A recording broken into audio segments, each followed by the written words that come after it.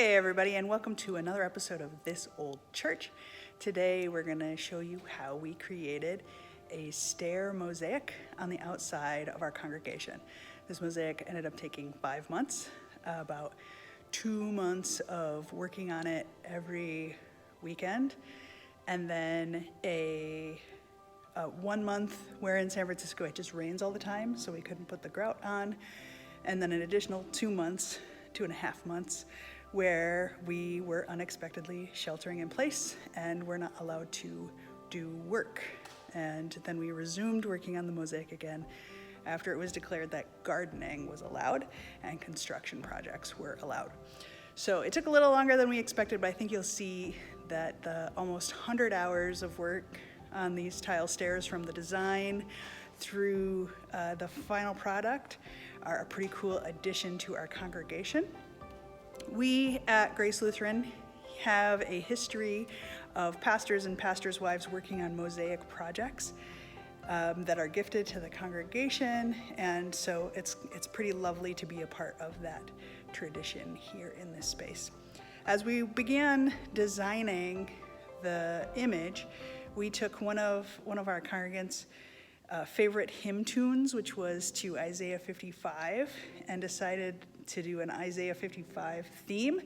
Then we explored different types of tiles that would represent not only the oldest heritages of people who worshiped in this space, but tiles that reflected the heritages of the neighbors that live around our community. And some of the tile mosaic work is inspired from one of my trips to Southeast Asia and looking at some of the ways that religious spaces are adorned. Here are a couple of photos from some temples in Bangkok, Thailand, that really inspired me to see mosaic on the outside of a building as a way to welcome people in. We also were inspired because here in San Francisco there's a number of stairways that have mosaics on them, and there are people who actually make it their pilgrimage to visit every single staircase mosaic. And if there is a way that we can make our congregation someone's pilgrimage destination, we want to be a part of that. So after drawing the original kind of layout design, I brought the drawing to our council. They liked it, they gave me the thumbs up, and our family decided to donate the supplies for the mural in addition to our time and talent. So we started shopping for different tiles that we thought were neat. Here are some of the ways we arranged them by color. And we also purchased some that were already designed to look like flowers and things because we wanted it to be really fun. After the tiles were laid out, Laurel and Michaela went outside. They actually measured the size of the steps and made paper to match the size of the steps so that we could draw it out. And we began laying out the tiles and cutting them to fit in the design that we were interested in, and setting it up inside to make sure that we liked it before we started putting them on the steps.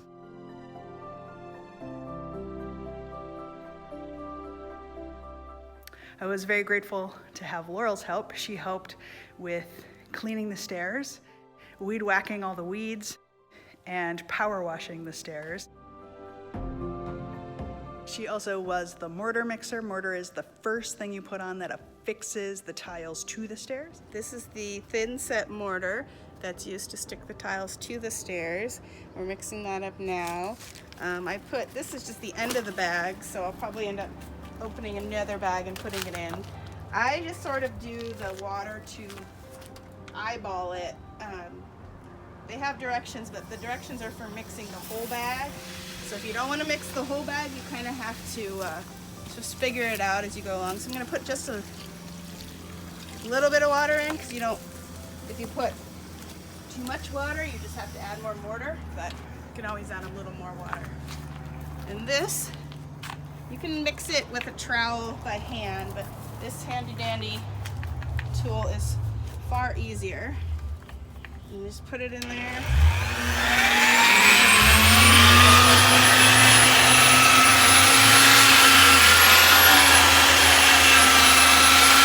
It's a large project, and it was so tedious to just put all the tiles in place. It was really nice to have one person who was putting out the mortar and another person who was arranging the tiles.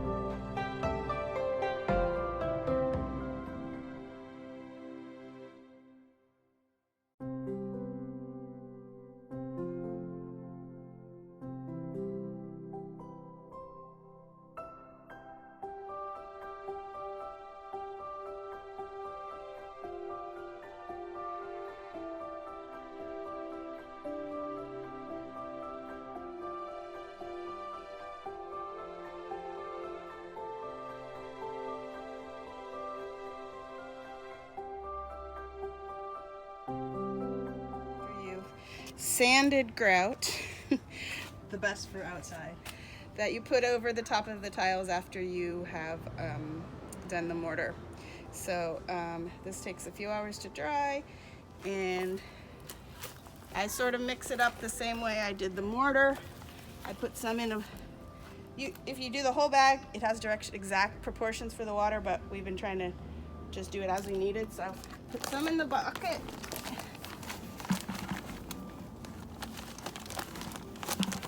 This looks very different from that. We're going to put the grout on. We chose a gray grout. Because our neighborhood is so foggy, we didn't want the grout to end up looking moldy or mildewy in a few years. So we got gray grout, which is why you hear Laurel say, "Oh no, I got the wrong color." She did accidentally purchase white grout.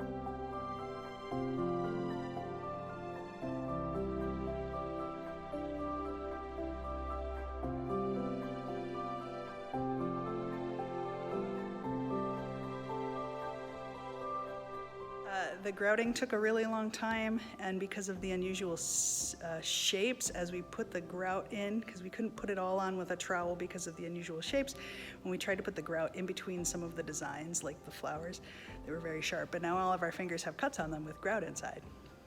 I don't recommend it, but the steps look beautiful.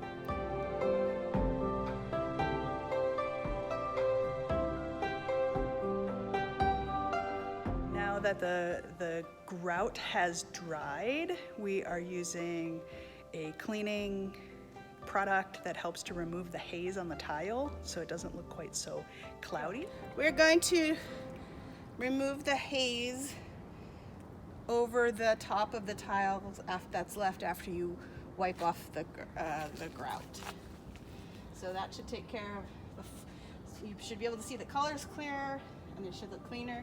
This is non-cement grout haze remover. So it's used for like porcelain tiles,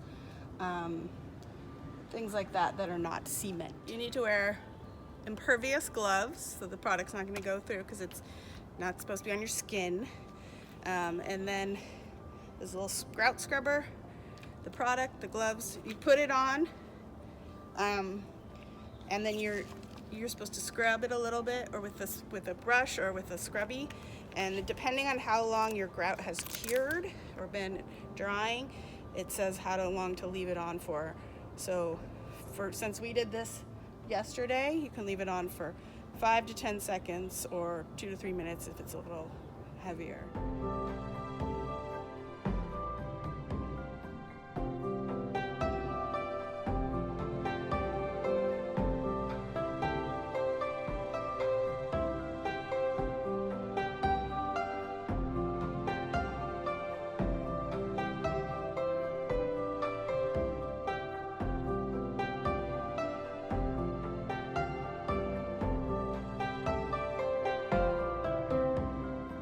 Our final step then is to put tread on the stairs, which helps to create a visual distinction from one stair to another. We intentionally put white tile on the top of the stairs so that the black tread and the white tile would make it a lot easier for people who are nervous about steps to be able to see where one step ends and another step begins.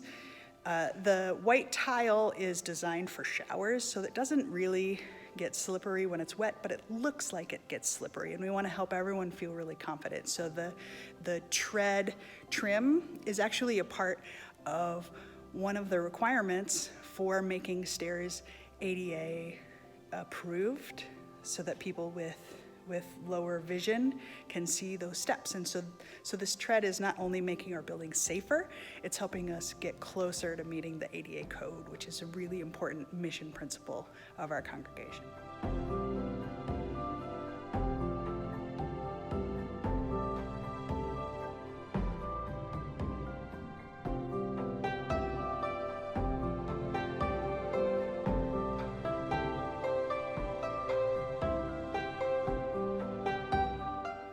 This project took a really long time, but it was a labor of love, and we firmly believe that when we can put our values on the outside of our building, that it then will help people want to come to the inside of our building. Anytime we can preach to our neighbors about hope and love and joy, that we would love to take that opportunity. And so I hope that as you're considering an outdoor project, if you have the ability to make it beautiful, do it. But if you also have the ability to help upgrade your building so you're closer to the ADA code and making a multicultural statement that more diverse folk are welcome in your space, I hope you'll think about those things too and do all three at once. Thanks for watching, everybody. Take care.